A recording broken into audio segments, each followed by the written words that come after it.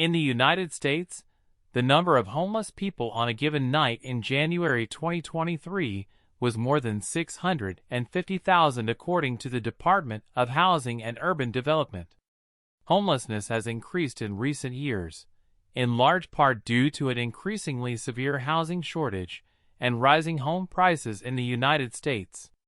The main contributor to homelessness is a lack of housing supply and rising home values.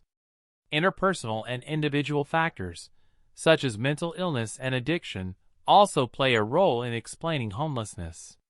We sometimes hear from people who believe that homeless people don't want shelter, or you can build all the shelters you want, but homeless people won't use them. Have you ever thought why this happens? In today's video, we will look at the above few points. This is the title of our today's video: Why Homeless People Don't Accept Shelter. But we should not forget this thing also.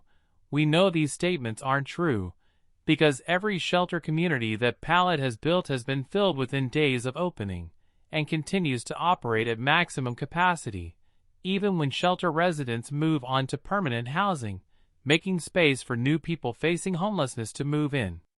So today's video is going to be full of information. Please watch it till the end. But before starting the video, I want to request you, we put our best efforts to create our every single video. So please don't forget to like the video and subscribe to the channel. Let's start. Point number 1. There's a limited supply of beds. In cities with an inadequate number of shelter beds, people facing homelessness might decide not to wait in line for a bed out of fear that they might not get a bed at all. It's not because they don't want shelter, and certainly not because they're lazy. It's because there are risks to waiting in line for a shelter bed that outweigh the potential benefits of finding the bed.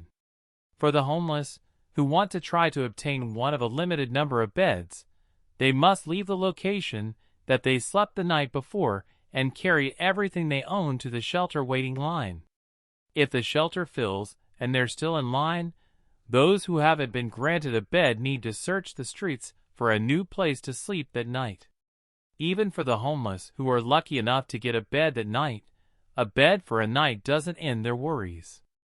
If the shelter where they're staying is an overnight-only shelter, the shelter's residents must leave in the morning and play the shelter bed lottery again the next evening. Point number 2. Shelter restrictions can be limiting. Many mass care shelters have limiting rules and restrictions that exclude some people experiencing homelessness. These rules and restrictions are well intended, but can prevent people from accessing shelter beds. For example, many mass shelters don't allow pets, and for good reason, if you can imagine a mass shelter with dozens of dogs running around on the loose.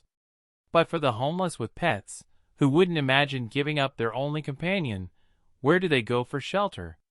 Similarly, some shelters don't allow personal belongings, and others don't allow families.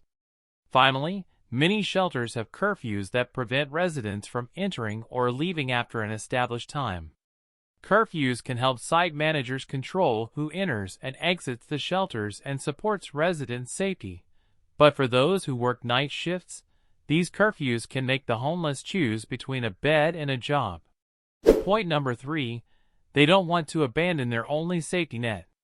Every homeless encampment or gathering on the street is a community of its own with residents that look out for each other.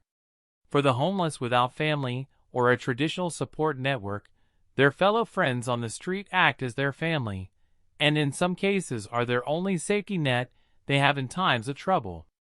When the homeless move from these communities and into a shelter, they fear that they'll lose the safety net that they've previously known and counted on in challenging situations. Even when homeless people get such government shelters, they do not like to go there alone and live there. They want their fellow homeless people to also live with them. Point number 4. They want to avoid conflict and abuse. Every person without shelter wants to avoid abuse of any kinds. The homeless who move into a traditional mass shelter don't know who will be sleeping on the cots near them, or if they'll get along with those people. This concern is especially high for homeless women and children, and even higher for women who have been the victim of sexual abuse. Conflict can arise anytime there's a gathering of any number of people, and the more people in an enclosed space, the higher the chances of conflict. For all these reasons, sleeping in a mass shelter can be perceived as more unnerving than sleeping alone in a hidden area of a park, an understandable reason for some people to avoid shelter. HUD is the main federal agency that works to address homelessness. It provides funding for emergency shelters, permanent housing, and transitional housing. In the event of a disaster, people experiencing homelessness, who may be in shelters or living on the streets, may be vulnerable and most severely affected. Point number 5. Public health concerns. Like most people in America, the homeless are concerned about the spread of coronavirus. People experiencing homelessness are especially vulnerable to coronavirus, and mass shelters could be a place where the virus is quickly and easily transmitted from one person to another. In situations where shelter is not needed desperately, the homeless may forego mass sheltering locations out of fear that they may contract COVID-19 or another virus.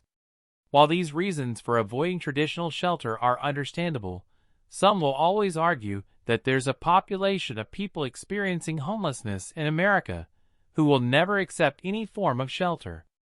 Even if there is a small percentage of people experiencing homelessness who don't want shelter in any form, the fact is that there's another percentage of people who desperately need shelter. So I hope you enjoyed this video. Don't forget to like the video and subscribe to the channel. Thanks for watching.